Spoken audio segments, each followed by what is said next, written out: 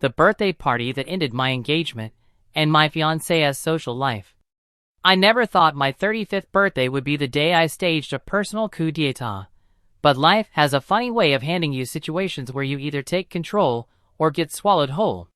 To set the stage, I'm a crisis manager. My job is simple but brutal. When something collapses, be it a city, a government, or a supply chain, they send me in to stabilize the chaos. I don't panic. I don't cry. I evaluate, I plan, and I neutralize threats. Cold logic is what I live by. You'd think someone like me would have no trouble spotting red flags in my personal life. And to be fair, I did. I just chose to ignore them for a while. My fiancée, Sarah, was the walking embodiment of an Instagram filter. Beautiful, fun at first, but with the depth of a puddle in July. Her friend group, led by Tiffany, the self-proclaimed influencer, was a rotating circus of shallow brunches, fake laughs, and candid photo shoots. I didn't date Sarah because I thought she was my soulmate.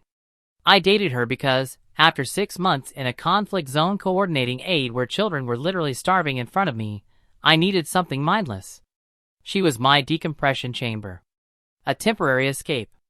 That worked, until it didn't. A week before my birthday, Sarah sat me down with the seriousness of a doctor delivering bad news. "Babe, we need to talk about your birthday gift." I perked up. She was actually thinking about me? Wrong. "No, silly." She laughed when I asked if she'd gotten me something. "The gift you're giving me." I blinked. "You want me to buy you a gift for my birthday?" She clapped her hands like I'd solved a riddle. "Exactly. Tiffany's going to live stream the unboxing. I just need something shiny, you know? It's not about me, it's about us. Our brand." I mentally filed it under data point, terminal vapidity, and didn't argue. Arguing with Sarah was like wrestling with quicksand. You only sink faster. "Okay," I said, calm as ever. "I'll take care of it." Fast forward to the night of the party. 50 of her friends filled my apartment, drinking my booze, while I played host. My request for a quiet steak dinner was buried under an avalanche of Sarah's need for spectacle. I got nothing, not even a "happy birthday." I was just the wallet keeping the lights on. Finally, Tiffany, aka the ringmaster, clapped her hands. "Okay, everyone. Time for Sarah's gift." Sarah's eyes locked on mine, daring me to have disappointed her. I handed her a small, neatly wrapped box. Inside wasn't the Cartier bracelet she had been hinting at. Instead, it was a vintage, leather-bound, restored first edition of The Wind in the Willows. The only thing I had left from my late mother. It was priceless to me. Meaningful. A test. Sarah opened it, smiled too brightly, and forced out, "Oh my God, babe. A book. So thoughtful." Tiffany zoomed in on her phone, confused. Sarah faltered, then laughed. "This is sweet, but this is exactly why I can't wait to upgrade." Her friends howled with laughter. And just like that, the decompression chamber became a war zone. I didn't react. I just smiled, walked to the untouched cake, lit a candle, blew it out silently, and left the room. By 2 a.m., I'd emailed my landlord, given my 30-day notice, and CC'd my lawyer. Since the lease was in my name, Sarah was now solely responsible for the final walkthrough and handover. Liability transferred. Headache transferred. By 3 a.m., I'd revoked Sarah's access to my bank and credit cards. The financial support lines were cut. By 4 a.m., I was gone, bag packed, laptop in hand, book safely recovered. I relocated to a fallback apartment I'd secured months earlier under my company's name. Always have a plan B. Sarah thought I was sulking. She had no idea the coup had already begun. Sarah's social power wasn't hers. It was borrowed from Tiffany and the clique.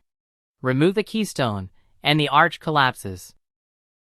I'd been quietly gathering intel for months, half out of habit, half out of boredom. Tiffany's Achilles heel was a fake animal rescue charity she was promoting online.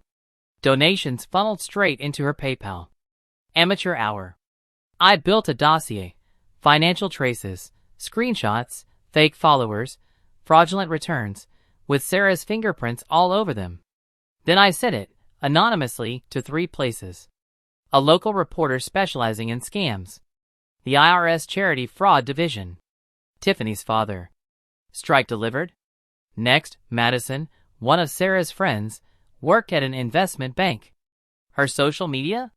Drunken rants, party pics, and questionable statements. I packaged them neatly and sent them to her compliance department. Finally, Richard the upgrade, a recently divorced businessman. All I did was send his lawyer the clip of Sarah mocking me on Tiffany's livestream. Strategic nudge. No need to overplay. By the time Sarah woke up the next morning, her whole world was rigged with explosives. 2 days later, Tiffany's scam was on the evening news. The IRS launched an investigation. Her father disowned her. Influencer career? Gone in a puff of smoke. Tiffany turned on Sarah instantly, threatening to drag her down too. The friend group fractured like glass under pressure. Madison got slapped with a probation at work, losing client-facing privileges. Her career was effectively benched. Richard ghosted Sarah so hard she may as well have never existed. His lawyer had ammo now, and Sarah was radioactive. And Sarah herself? The landlord gave her notice. She couldn't afford the rent alone. Her cards were dead. Her network abandoned her. She was stranded in the disaster zone I had methodically created. For weeks, I heard nothing. I rebuilt my peace. Went to the gym. Slept. Read the book my mother gave me. Then one day, Sarah showed up. Not at my apartment, at my office. She waited for hours in the lobby. When I came down, she looked wrecked. Designer clothes worn out, mascara smudged, the queen dethroned. She spilled out her apology. She was sorry. She'd been insecure. Tiffany was a bad influence. She loved me. She wanted another chance. I let her finish. Then I said, calm and steady, "You don't get it, Sarah. You think this was about my feelings. It wasn't. This was risk management. You were the instability. I neutralized the threat." Her lip trembled. "So? I was just a problem to solve." "Yes," I said. "You were the mudslide. And I evacuated," she whispered. "But what do I do now? I have nothing." I shrugged. "Not true. You have a valuable learning experience." And I walked away. Word got back to me later. She moved in with her parents. Works at a coffee shop now. Tiffany is knee-deep in legal problems. The rest of the clique dissolved into nothing. I didn't get revenge out of anger. I executed a crisis response plan. She thought she was playing a social game. She didn't realize I was playing survival. And in my game, I always control the outcome.